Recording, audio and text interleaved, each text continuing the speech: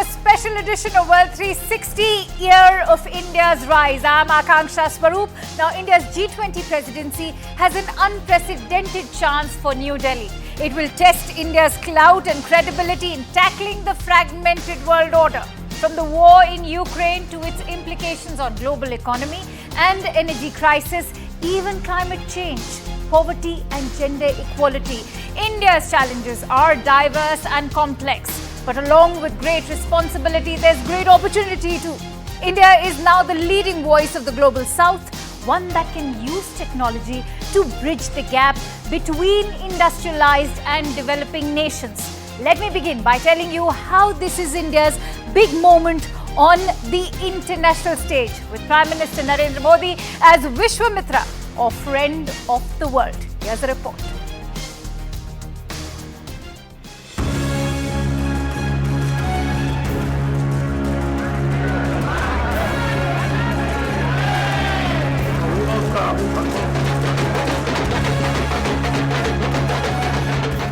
As India gets G20 ready, the government hopes to host a spectacular event and to show to the world that yes, it can.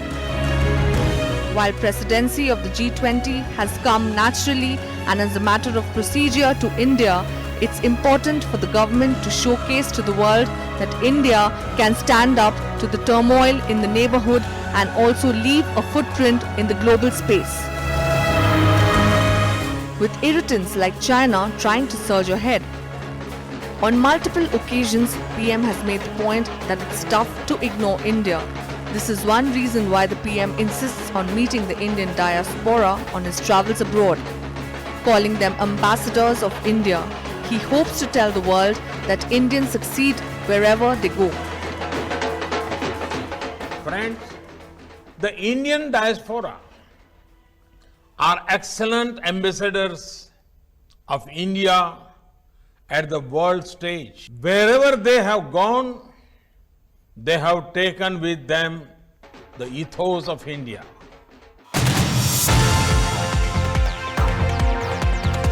The government plans to use this as a benchmark for 2024 too, to make the point that India and its PM is Vishwamitra, a friend for all and the world, where the vaccine Maitri, when India supplied to many needy countries who were short of vaccines, to help the earthquake victims of Turkey, to evacuation of those stranded and caught in the Russia-Ukraine war.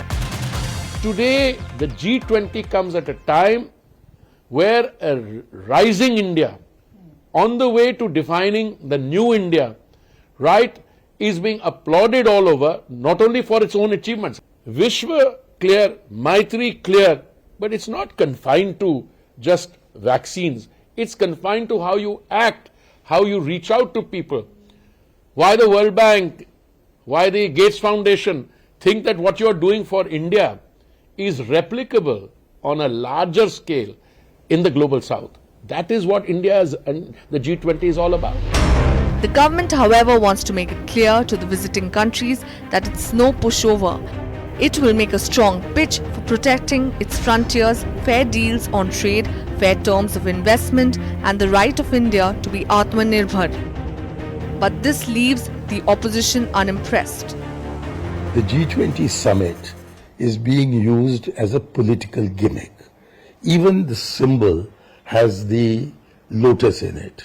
And although Mr. Modi has distanced the BJP lotus from the G20 lotus, the fact of the matter is that both of them are lotuses. And when I look back to the non-aligned summit of 1983, in whose organization I was involved, it was organized within 3 months.